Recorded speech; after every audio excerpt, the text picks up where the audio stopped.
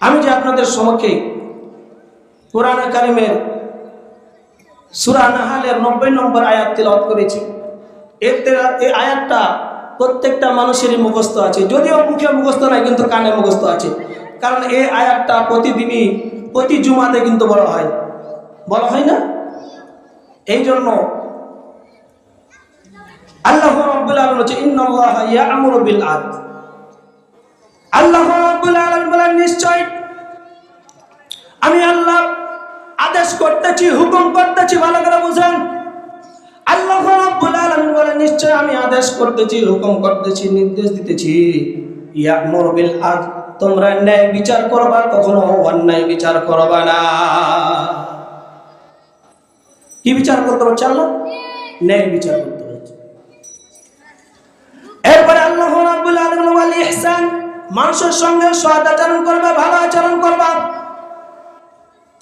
ওয়া ইতাইযিল কুরবা, নিকটতম আত্মীয়স্বজনদেরকে দান করবা, তাদের সহযোগিতা করবা।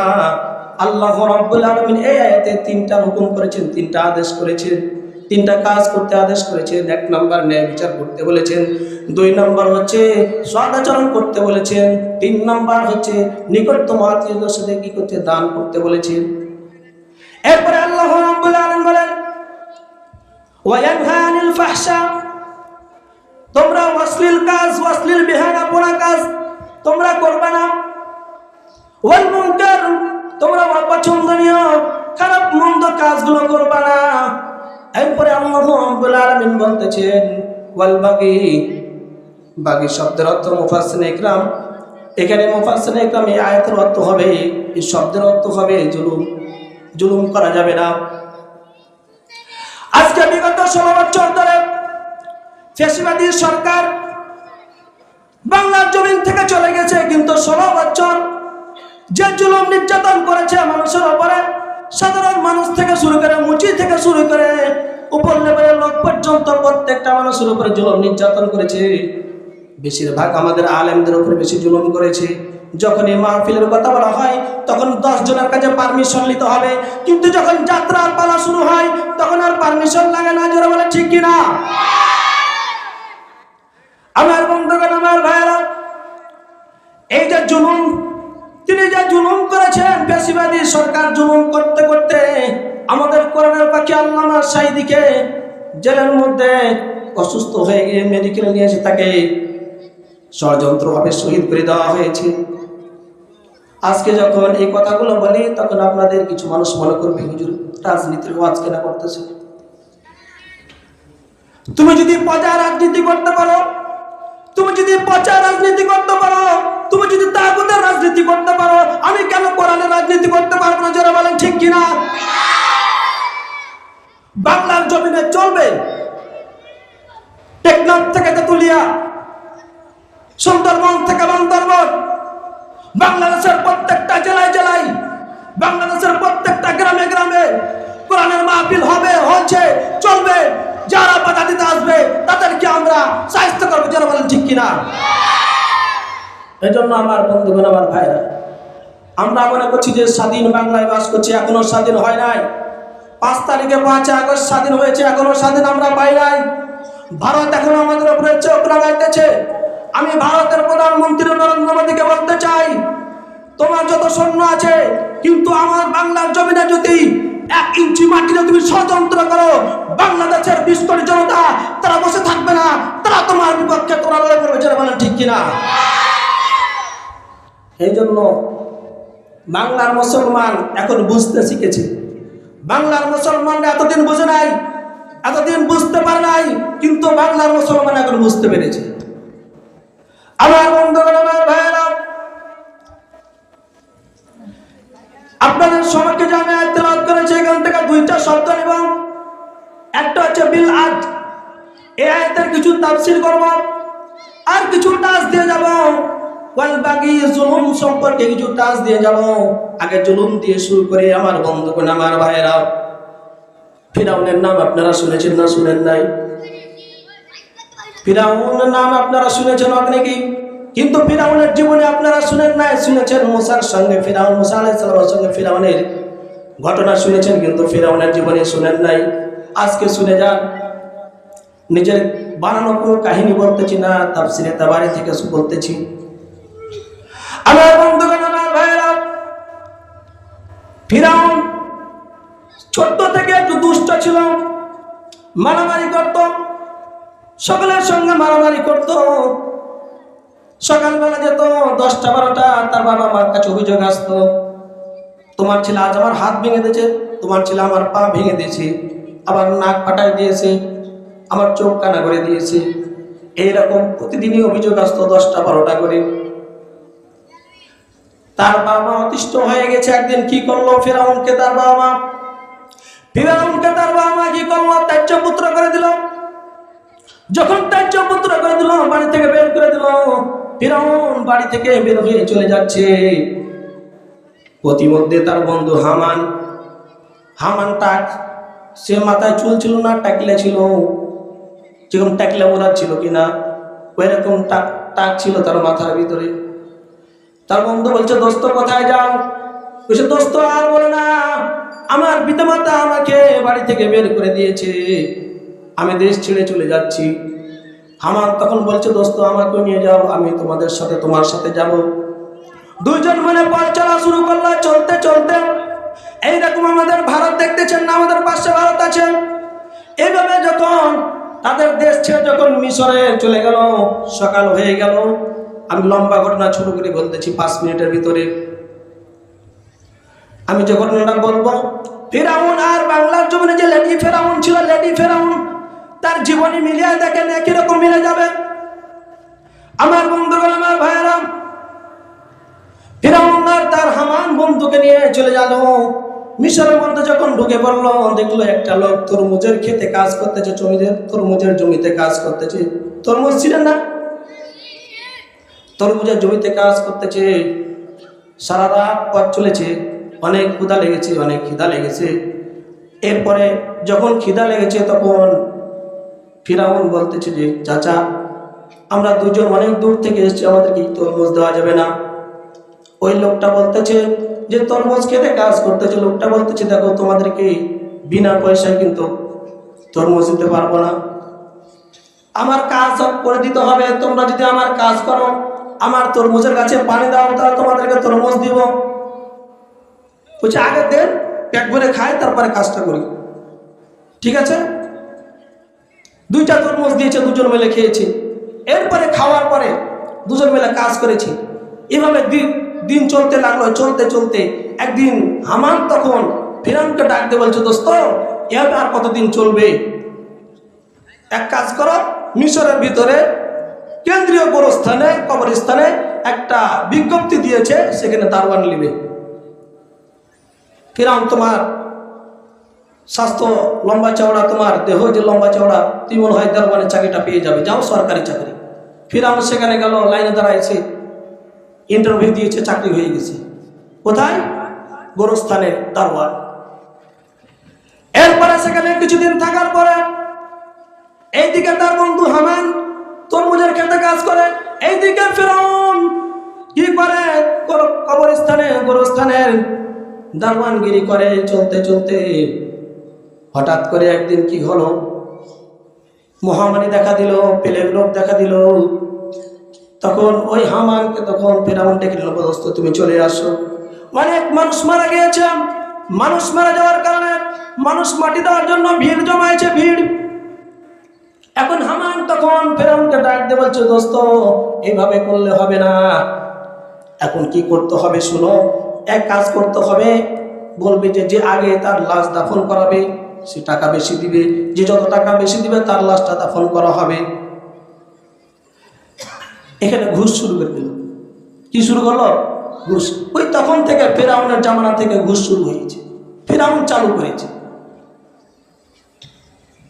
আমার বন্ধুগণ, আমার ভাইরা, ফিরাউন যখন এভাবে ঘুষ নেওয়া শুরু করলো, অনেক টাকার মালিক হলো, একদিনে লক্ষ লক্ষ কোটি কোটি টাকার মালিক হয়ে গেল।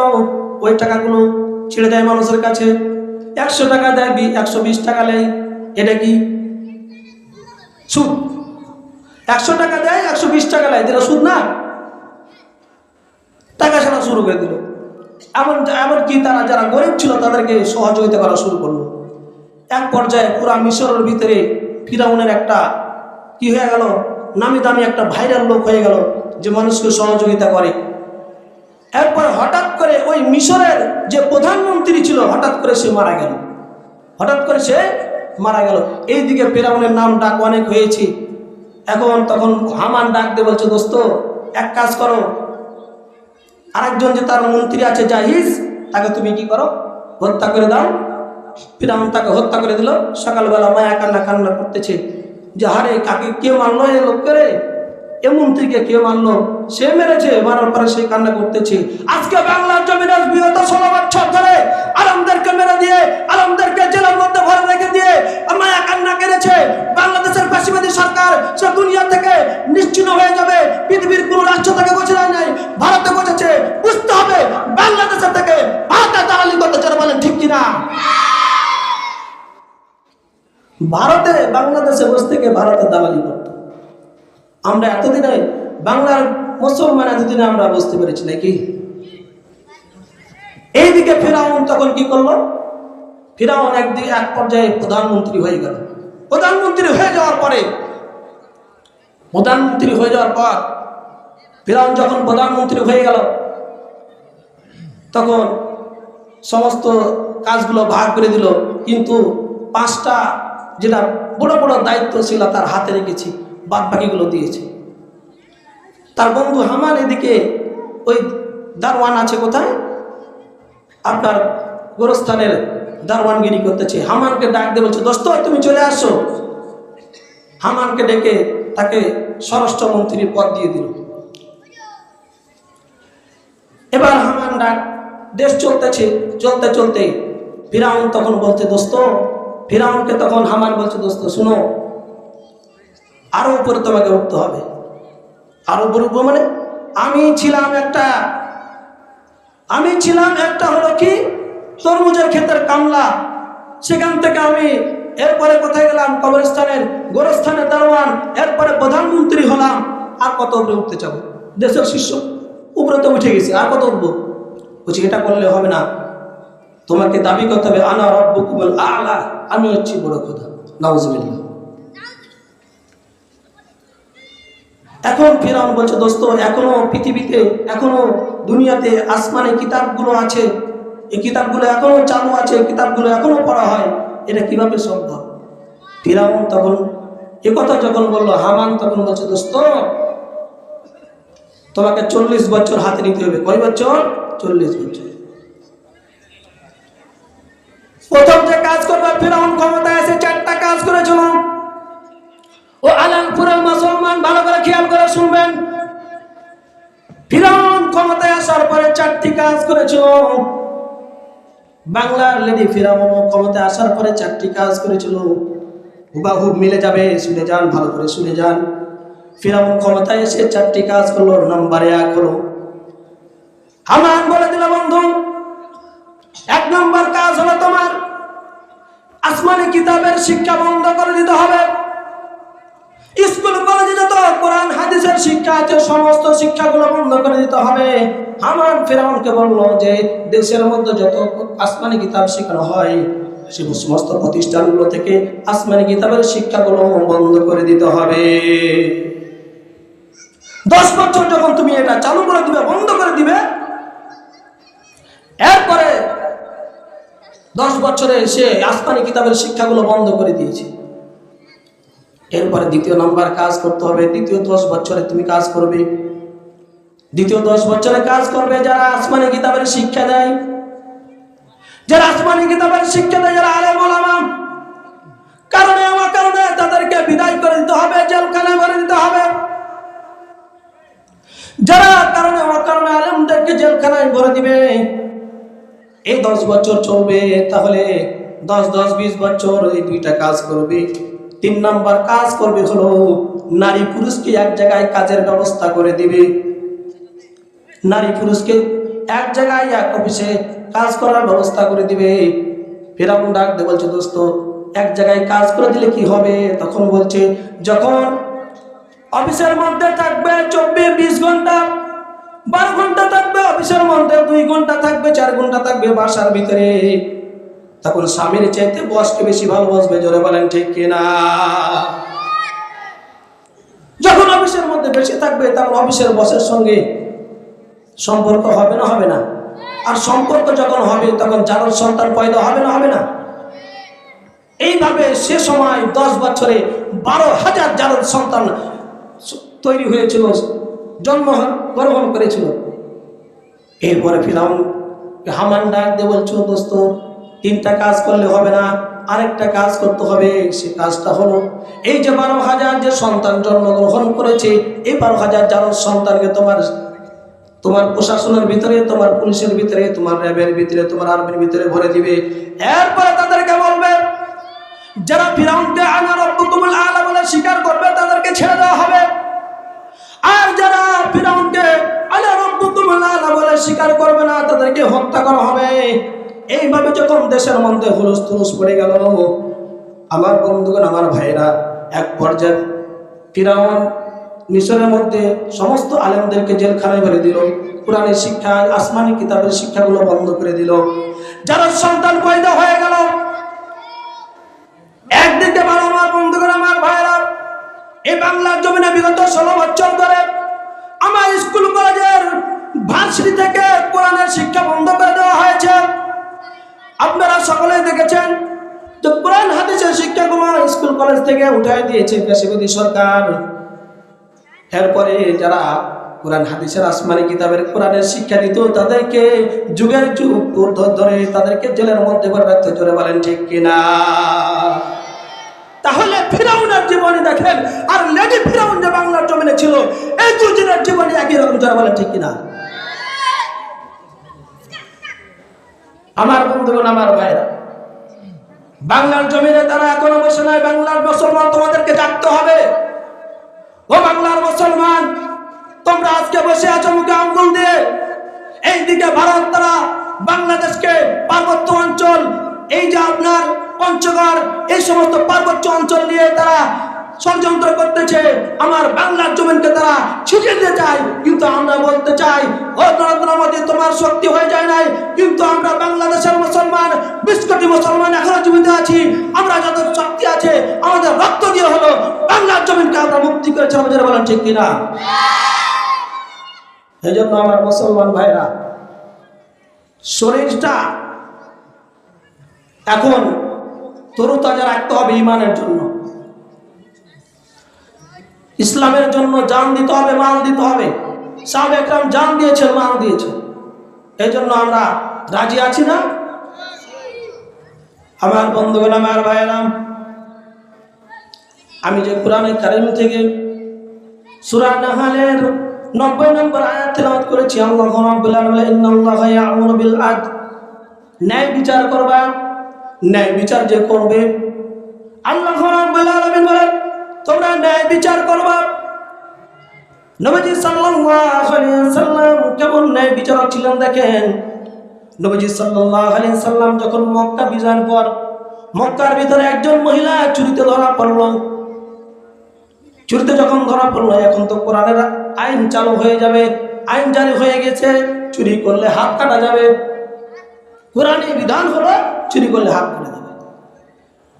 এখন যে মহিলাটা চুরি করেছে, মক্কার সম্ভ্রান্ত বংশের মহিলা, বনু মাখজুমিয়া গোত্রের একজন মহিলা, তার নাম হচ্ছে ফাতিমা, চুরিতে ধরা পড়েছে। এখন তার বংশের লোকেরা বলল যে আমার মেয়ে চুরিতে ধরা পড়েছে, তার যদি হাত কাটা যায় তাহলে তার একজন ব্যক্তির হাত কাটা যাবে, কিন্তু গোটা বংশের নাক কাটা যাবে, গোটা বংশের মান সম্মান শেষ হয়ে যাবে। সুতরাং নবীকে বলতে হবে, বিশ্ব নবীকে বলতে হবে যে তাকে কি ক্ষমা করা যায় কিনা, তার হাত না কেটে তাকে মাফ করা যায় কিনা। এখন এ কথাটা বলবে কে? কেউ সাহস পাচ্ছে না, কেউ সাহস পাচ্ছে না। যখন কেউ সাহস পাচ্ছে না, তখন নবীজির পালক পুত্র জায়েদের ছেলে ওসামা ইবনে জায়েদ, তাকে সকলে ধরলো, যাও, তোমাকে রাসূল সাল্লাল্লাহু আলাইহি সাল্লাম সবচেয়ে বেশি ভালোবাসে, নবীজি তোমাকে সবচেয়ে বেশি ভালোবাসে। তুমি যে যদি বলো যে রাসূলুল্লাহ আপনারই বংশের মহিলা, আপনারই গোত্রের মহিলা, সুতরাং তাকে কি ক্ষমা করা যায় না? এই কথাটা যে তুমি বলো। উসামা ইবনে যায়েদ রাদিয়াল্লাহু তাআলা আনহু নবীজি সাল্লাল্লাহু আলাইহি ওয়াসাল্লামের কাছে চলে গেলেন। নবীজি সাল্লাল্লাহু আলাইহি ওয়াসাল্লামকে যে বলছেন, ইয়া রাসূলুল্লাহ, ইয়া হাবিবাল্লাহ, মক্কার ভিতরে যে মহিলাটা চুরিতে ধরা পড়েছে আপনার বংশের মহিলা, সুতরাং তাকে ক্ষমা করা যায় না, তাকে মাফ করা যায় না। নবীজি সাল্লাল্লাহু আলাইহি ওয়াসাল্লামের চেহারা চাঁদের চেয়ে সুন্দর, নুরানি চেহারা। এ কথা বলার সঙ্গে সঙ্গে যখন বলেছে মাফ করা যায় না, ক্ষমা করা যায় না, তখন সঙ্গে সঙ্গে নবীজি সাল্লাল্লাহু আলাইহি ওয়াসাল্লামের চেহারা লাল হয়ে গেছে, একদম লাল বিবর্ণ হয়ে গেছে, গোসায় ফেটে পড়তেছে। এরপরে বলতেছে যে, ওসামা, তুমি কি আমাকে আল্লাহ রাব্বুল আলামিনের বিধান অমান্য করতে বলতেছ? আল্লাহ রাব্বুল আলামিন ওয়াসারিকু ওয়াসারিকাতু, চোর চুন্নি যারা চুরি করবে তাদের হাত কেটে দিতে হবে। আল্লাহ তাআলার বিধান হলো হাত কেটে দিতে হবে, আর তুমি আমাকে ক্ষমা করতে বলতেছ? কখনো আমাকে এই কথা বলবা না। এমনকি নবীজি সাল্লাল্লাহু আলাইহি ওয়াসাল্লাম কসম করে বললেন, আল্লাহর কসম করে বলি, আজকে যদি আমার বংশের মহিলা, আমার যদি কলিজার টুকরা ফাতেমা চুরি করতো, আমি নবীজি তার হাত কাটতে 1 সেকেন্ড দেরি করতাম না। আমার মেয়ে যদি চুরি করতো, তবু আমি 1 সেকেন্ড দেরি করতাম না। নবীজি সাল্লাল্লাহু আলাইহি ওয়াসাল্লাম ন্যায় বিচার করেছে।